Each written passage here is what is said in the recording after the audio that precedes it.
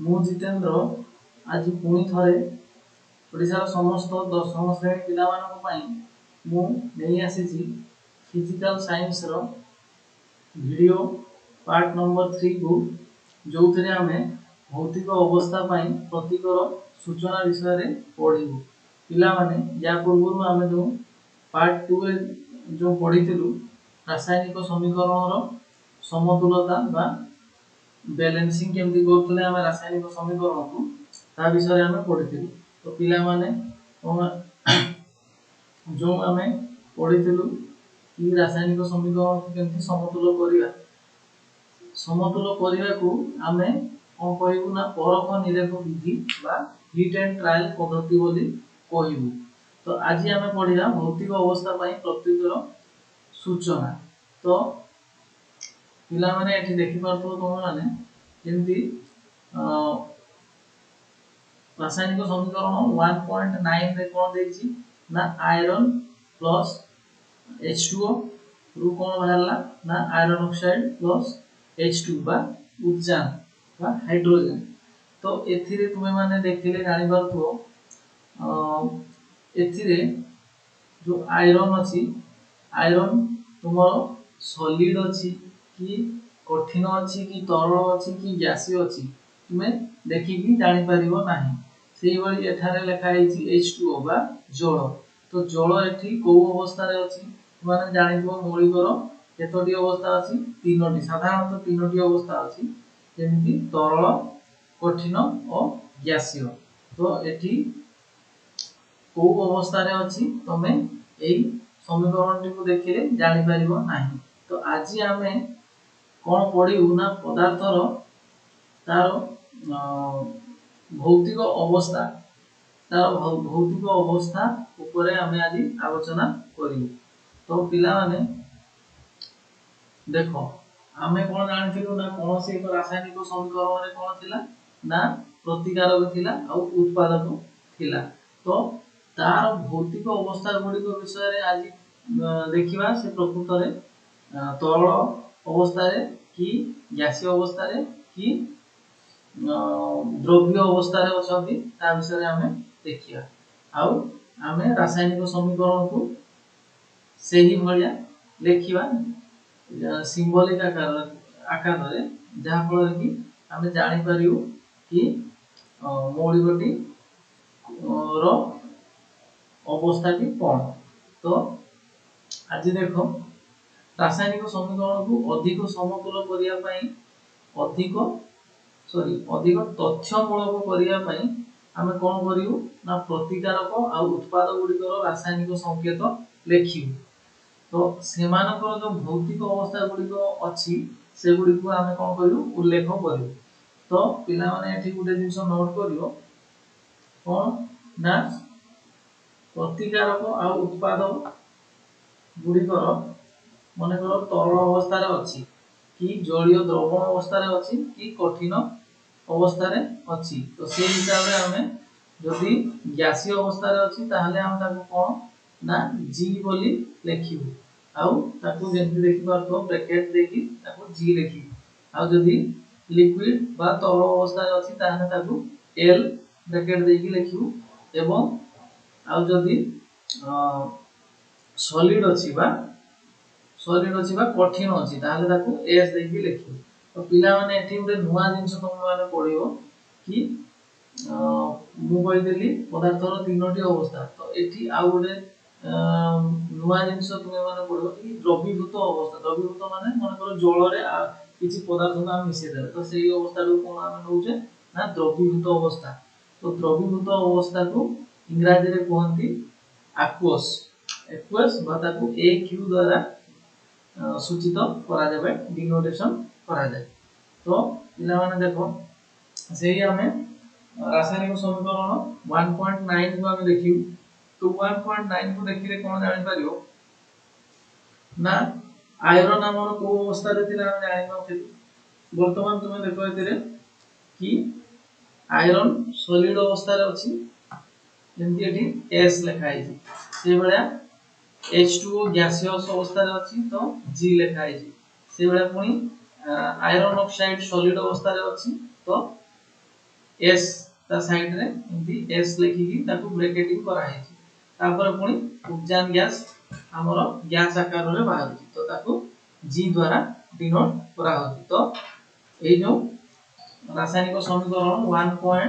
1.10 देखिले तुम जानि परिबो कि पदार्थर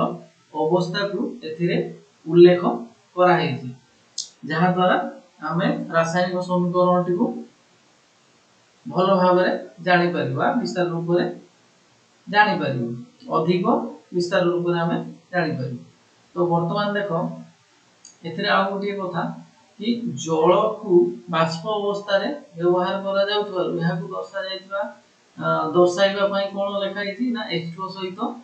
G को प्रतीक व्यवहार कराय जेंति कि मु कहिली साधारणतः भौतिक अवस्था गुडी को दर्शाइबार आवश्यकता नथिले रासायनिक समीकरण रे सेगुडी को अंतर्भुक्त करा जाई नथाय जेंति तुमे समीकरण केतेरे देखिलो 1.9 रे तो 1.9 रे कोन थिला ना पदार्थ गुडी कर अवस्था को डिनोटेशन बा सूचित प्रतीक दिया हेन थिला तो एथिरे पुनी तुमे जदि रासायनिक समीकरण जदि अवस्था गुडी को दर्शाइबा आवश्यकता न थाय तो सेही केस रे कोन होबो ना आमे सेतिरे कोनोसी संकेत बा प्रतीक लेखिबो नाही तो बेले बेले रासायनिक प्रतिक्रिया संपादन पई ताप चाप उत्प्रेरक इत्यादि भली प्रतिक्रियार शर्त गुडी को समीकरण मध्यस्थ तीर चिन्ह ऊपर किबा तळे लेख दर्शा जाय थाय जेमि तुमे माने देखि पारथो एठी कोन ना 340 एटीएम लेखाई आ माने कोन ना 340 एटमॉस्फेरिक प्रेशर बा वायुमंडलीय चाप तो वायुमंडलीय चाप एठी केते अछि 340 एटमॉस्फेरिक प्रेशर बा वायुमंडलीय चाप तो एठी तमरो कार्बन मोनोक्साइड वर्तमान गैसीय अवस्था रे सीए उद्जान सहित सीए पुनी गैसीय अवस्था रे अछि तो कार्बन मोनोक्साइड उद्जान सहित गैसीय अवस्था रे मिसिबा द्वारा आउ सेतिरे हमरो कोन ना सत्य कोन रहिछि ना 340 चाप बा 340 एटमॉस्फेरिक प्रेशर द्वारा ताकू चाप प्रयोग करिया द्वारा हमरो कोन बाहरछि ना CH3OH जोटा कि लिक्विड आकार रे बाहरछि तो माने सेही वली आउ एक उदाहरण दिया है जोरे CO2 बा कार्बन डाइऑक्साइड गैसीय आकार रे हमें जल जो कि तरल अवस्था रे मिसैबा द्वारा कार्बन डाइऑक्साइड को जल रे मिसैबा द्वारा कार्बन डाइऑक्साइड कोन अंगारकाम्ल जोटा कि वायुमंडल रे गैसीय अवस्था रे थाए आउ H2O टा कोन जल जोटा कि तरल अवस्था रे बा लिक्विड अवस्था रे थाए तो एठी देखि परबो L लिखा है L माने से तरल अवस्था को तरल अवस्था रो संकेत कोन लिखा हुए ना L को ब्रैकेट देकी लिखा हुए तो ताकू सूर्यालोक उपस्थिति रे क्लोरोफिल साहाय्य रे कोन हुए ना ग्लूकोज रे ताहा परिवर्तित हेइ थाए तो तुमे मान देखि पाथो 6CO2 कोन ना गैसियस अवस्था रे H2O 12 टी जल कणिका बा जो हाइड्रोजन रो जो परमाणु संख्या एतरे केते अछि समाधान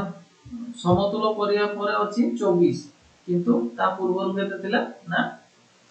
2 तो H2O रे हाइड्रोजन रो परमाणु संख्या केते 2 तो से सूर्यालोक उपस्थिति रे क्लोरोफिल द्वारा जो तमरो उद्भिद माने जो खाद्य प्रस्तुत करंती तो उद्भिद मानकर गछ पत्र रे तुमे देखथिबो जो सबुज कणिका मान थाए ताहा क्लोरोफिल तो सीए सूर्यालोक उपस्थिति रे बा सूर्यालोक द्वारा सूर्यालोकटा एठी कोन ना सूर्यालोकटा होचे एठी उत्प्रेरक तो ता द्वारा आमे CO2 बा कार्बन डाइऑक्साइड आउ H2O बा जल को नै कि से गछ कोन करे ना ग्लूकोज बा खाद्य प्रस्तुत करिଥାଏ ग्लूकोज रो रासायनिक संकेत कोन ना C6H12O6 जहा कि एक्वस बा एक्वस अवस्था रे थाए बा द्रवीभूत अवस्था रे थाए जहा जल सहित द्रवीभूत अवस्था रे थाए ता संग को हमको कोन मिले ना ऑक्सीजन मिले जोडा कि हमें जो जीव जति कि जीव मनुष्य हो कि जति पशु पक्षी हो से माने कोन करंती ना प्रश्वास रे ऑक्सीजन ग्रहण करंती तो ताहा ऑक्सीजन देई थाए आउ H2O पुनी जल मध्य निर्गत होई थाए बा लिक्विड आकार कोन होई थाए H2O बा जल निर्गत होई थाए तो तापर हम देखियो किछि प्रश्न दिया है पिला माने तो पाए जो थरे कि हमें यह पूर्व वीडियो रे जो रासायनिक समीकरण को जो समतुल्य करथिलु ता विषय रे ता पाई एठी किछि प्रश्न देइछि तो सेही भली रासायनिक समीकरण मान दिया है ताकू हम समाधान करी देखियो तो कोन लिखा है ना एही सोपान गुडी को अवलंबन करी एही अध्याय रे दिया जायतिबा समीकरण 1.2 को समतुल्य करी पारिबो कि नाही से कहिछि तो समीकरण 1.2 को समतुल्य करी कि देखिबो तुमे तापरे एठी प्रश्न कोन देइछि हम गोटे गोटे प्रश्न को एठी तार उत्तर बाहर करियो जेंति मैग्नीशियम पात को वायु रे जळाइबा पूर्वरु काहे कि सफा करिया उचित तो पिला माने मैग्नीशियम पात को वायु रे जळाइबा पूर्वरु काहे कि सफा करिया उचित जेंति कि मु तो मानकु पूर्व वीडियो रे कहिछि कि कोन होय ना ता प्रज्वलित भलो से प्रज्वलित हो बा भल से जळिबो तो आमे सफा करिया द्वारा ता कोन होय ना कंप्लीट कंबक्शन बा पूर्ण प्रज्वलन हुए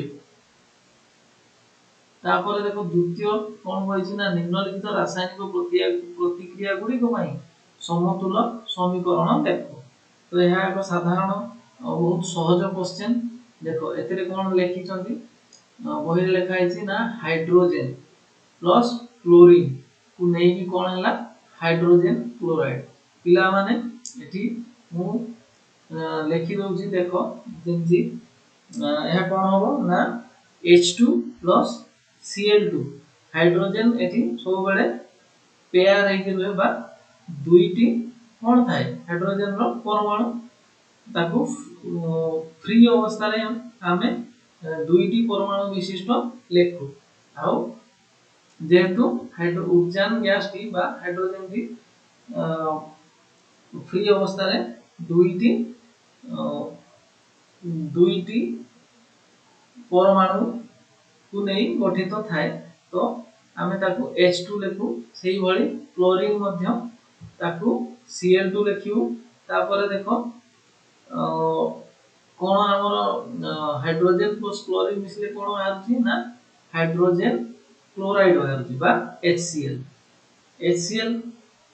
तो वर्तमान ताकू हमें समतुल्य करिया तो समतुल्य कले कोन होछि देखिया समतुल्य कले कोन हो ना हमर प्रथम सोपान रे कोन प्रथम सोपान रे ताकू हमें बॉक्स करियो तो सबु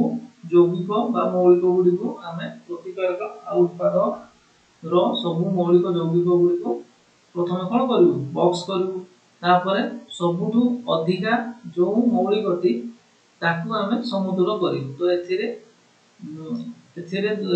जेंति देखुछो हाइड्रोजन 2 की क्लोरीन भी 2 अछि तो हमें सीधा सीधा जो उत्पाद रहिछि सेतिरे 2 गुणन कर दो जहा फल कि 2HCl हे जीवो तो समीकरणटी समतुल्य भी हे जीवो जेंति तुमे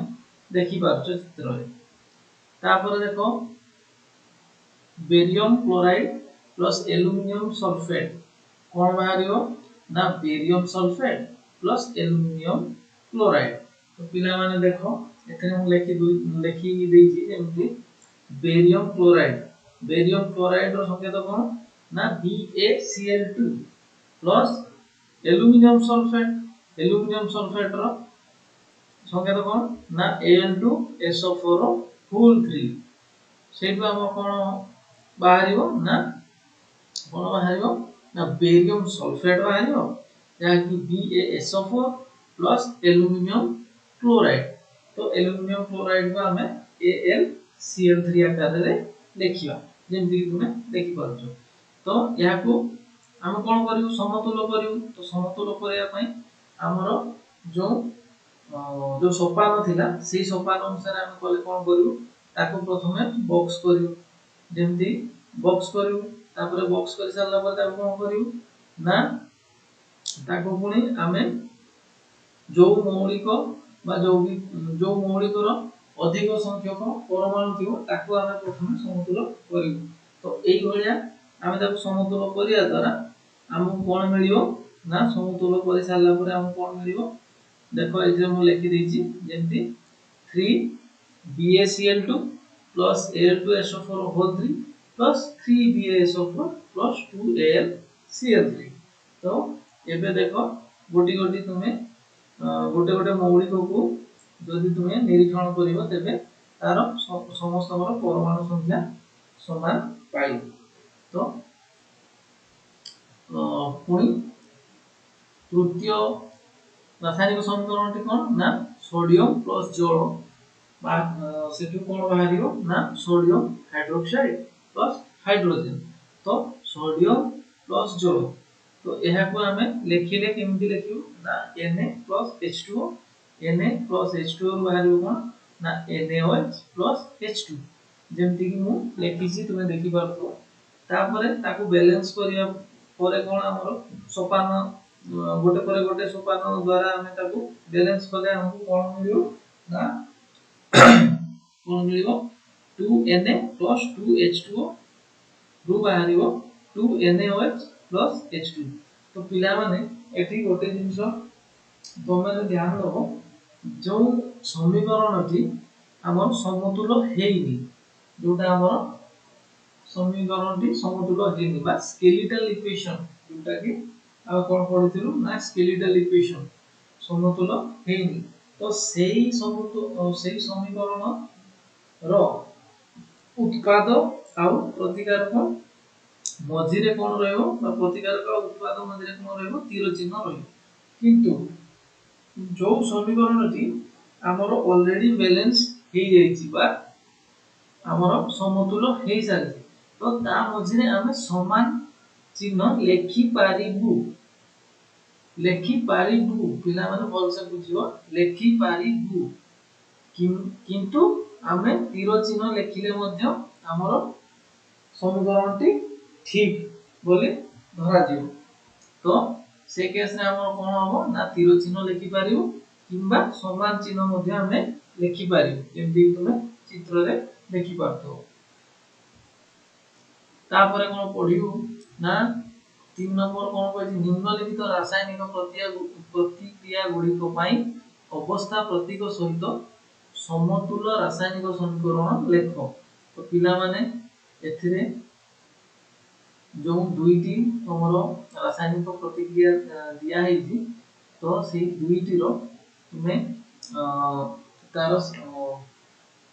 बेरिलियम क्लोराइड और सोडियम सल्फेट रो जलीय द्रवण दुईटी रासायनिक प्रतिक्रिया करी अद्रवणीय बेरियम सल्फेट और सोडियम क्लोराइड द्रवण प्रदान करंती तो एथिरे कोन लिखिछि ना बेरियम क्लोराइड तो पिला माने देखो जेमति मु एठी चित्र रे जेमति देछि देखो ना BaCl2 बेरियम क्लोराइड आउ कोन ना सोडियम सल्फेट माने Na2SO4 एगुडा कोन ना जलीय द्रवण दुईटी माने पदार्थर अवस्था दिया हेछि तो एठी जो अवस्था दिया हेछि सेटा को प्रकार अवस्था ना जलीय द्रवण माने एक्वस तो एक्वस को हमें कोन सिंबल द्वारा हमें ताको डिनोट करतो ना AQ तो ए क्यू संकेत द्वारा हम ताको सूचित करथाउ। तो देखो एथिरे केमति लिखियो ना BaCl2 ब्रैकेट रे लिखियो Aq प्लस Na2SO4 जाकु ब्रैकेट रे लिखियो Aq। हमर कोन निर्गत होछु ना बेरियम सल्फेट माने BaSO4 जहा कि बेरियम सल्फेट और सोडियम क्लोराइड माने NaCl। तो एठिरे बेरियम सल्फेट ता कोन ना उटे कठिन अवस्था रे थाए। तो ताको हमें कठिन अवस्था रे जे जो मौलिक थाए ताको हमें बा जो यौगिकटी थाए ताको हमें को सिंबल द्वारा हमें ताको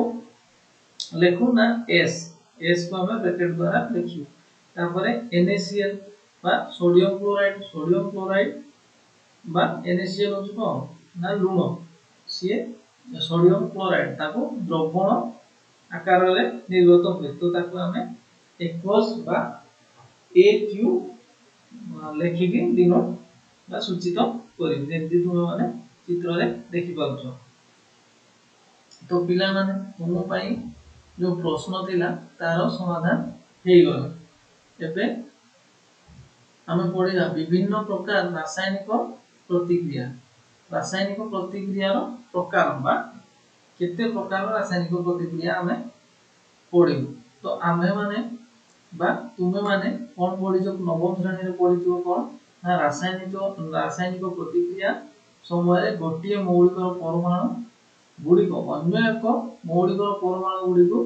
परिवर्तित हेतु परिवर्तित हुए नाही किंबा परमाणु गुडी को अंतर्ध्यान होई जाय नाही किंबा अन्य केउठी आसी आविर्भूत हुए नाही। प्रकृत रे रासायनिक प्रतिक्रिया रे परमाणु गुडी को मध्य रे बंध भांगी बंध गठन हुए। कहया कथा जे कोनोसी एक रासायनिक समीकरण रे कोन हुए ना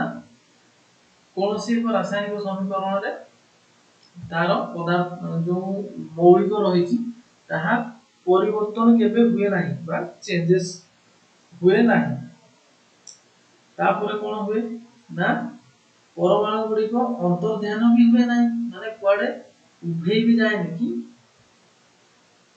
कोडे पळी जाय नि। तापर किबा अन्य केउठारे आसी अविर्भूत भी हुए नाही। तो जेमति तुम माने एठी देखि पाथो CaOH2O आउ CaOH equal to Aq जो बाहर से हम कोन ना 1 कोन सॉरी पॉलीचून रो हम बाहर से समित चून। तो एथिरे देखुतो एथिरे